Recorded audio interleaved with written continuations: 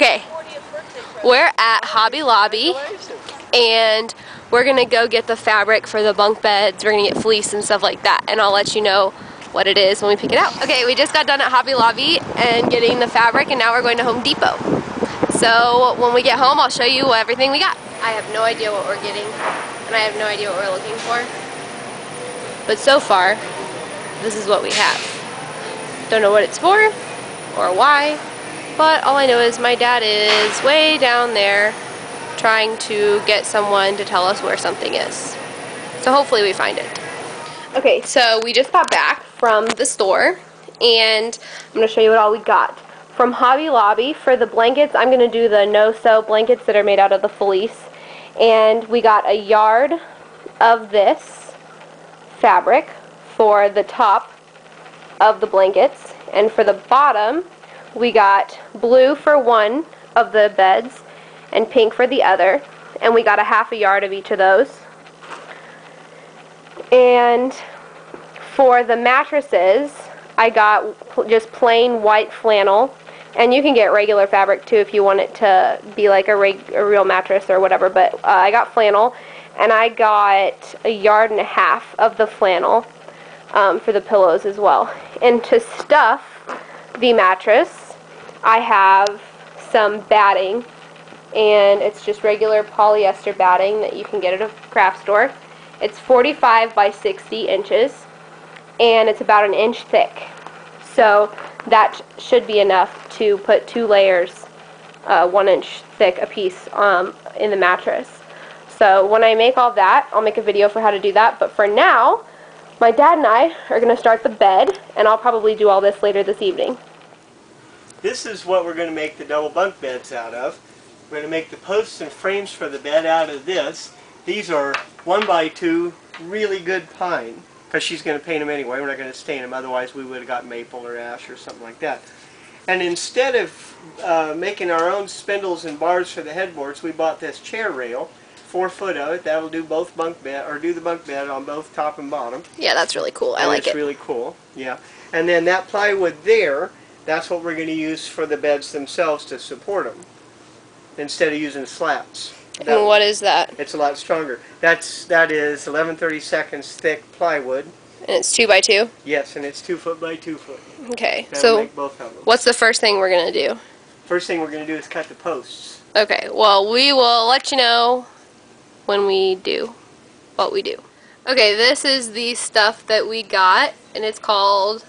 It's called Claymark Select Pine. We got it at Home Depot. You can get it at Home Depot. It doesn't cost very much. All in all, we're going to spend less on about 1/3 of the total cost of this bed and have something that's hand-built instead of something that you know is made in a factory. Okay, we ready to get started? Yes. We're going to make the bed 20 inches tall instead of 17 inches tall. Yeah, on the website, the bunk bed is 17 inches, but he saw pictures of when I went to the Mall of America of my dolls, and they barely fit in there to lay down, so he wanted to make them so they could sit up. Yeah, that way at least the person on the doll on the bottom bed, you could sit it up if you wanted to. Yeah. So we're going to make it 20. If they were real people, if I was building a real bunk bed for 2 little children, I'd do the same thing. Okay. So I'm going to start by cutting the boards 20 inches long 4 times to make the 4 posts. Okay, so we'll show you what that looks like when we're done. Now I'm cutting the 4 posts that'll make up the main frame of the bed.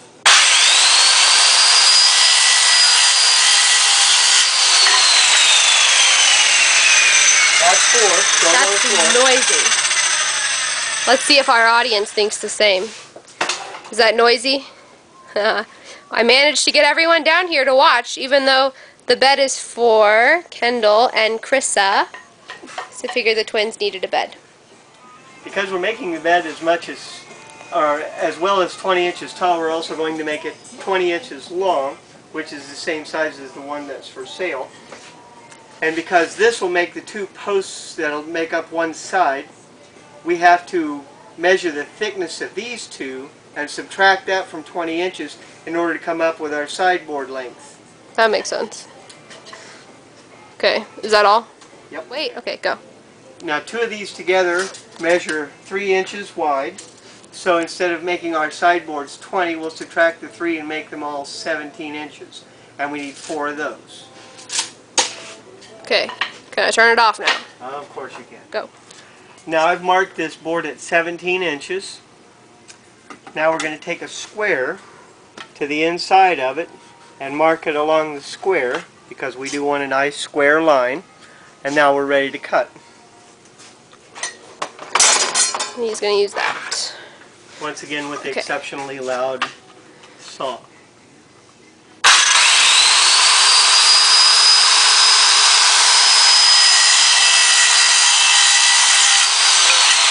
Straight across that line that we made, we've got a nice square end to work for the next board, as well as a nice square end to set against the main frame. Okay. Sweet. Ta-da! What's the audience think? Tough crowd. Tough crowd. They're not impressed yet. Unget-a-darn, but well, they're only 10, so they won't be impressed until they see a doll. They're all smiling. No, she's smiling bigger. Look at her toothy smile. Kaylee? Is she getting this bed anyway? No, this is for Kendall and Krissa, the twins. Oh, I thought it was for Kaylee and Haley or something like that. No, Kaylee. No, Kendall and Krissa. Okay, anyways, these girls, I don't think they'll be impressed until they see an actual bed standing up. You think? Okay. These are the chair rails that or they're plate rails, I mean, we're actually using for the headboard and footboard posts. And you don't have to, they don't have to use that though, right? Like, they can use anything else for the headboard. It looks nice, and it's already got these neat little turn spindles and stuff. Now, taking the thicknesses this way of the 2 posts, they match, these come to 1.5 inches, so we have to reduce 1.5 inches from our overall width of 12 inches. So I'm going to cut these 10.5 inches long. Then we'll nail them in from the end, or from the edge, and they'll hold in real cool. So he marked them. And they're marked 10.5 inches. And I did it where I would capture 4 spindles in each one. And we see we've already made 2 of them. Yeah. So we have 2 more to make. And then, other than cutting the bed itself, which is the plywood over there, we'll be pretty much done with the cutting and ready to begin with the assembly. Okay. So we're going to watch you do that one, and then we'll come back and watch you sand it. Okay.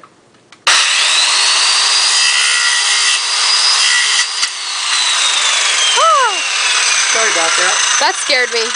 Well, the little piece that got in the guard. Yeah. I'm cutting these long, and then we're going to sand them square to the end in our sander because, unlike a lot of the dads out there, I don't have a miter saw. Otherwise, I'd just do it with a miter saw and everything would be perfect. Okay, well, when he's done, we'll watch him sand it.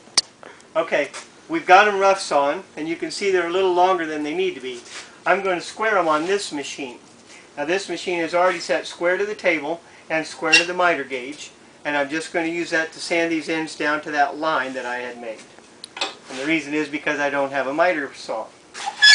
So we're making them square. We're making them square in the right way. Yes. Okay.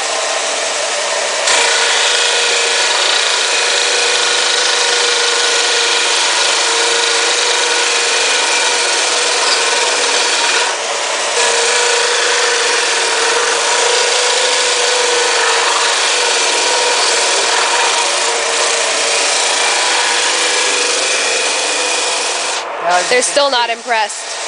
What? As you can see, we're just down to the line right now. Can you see the line? Get over here and give them a detail. Yeah, the black line.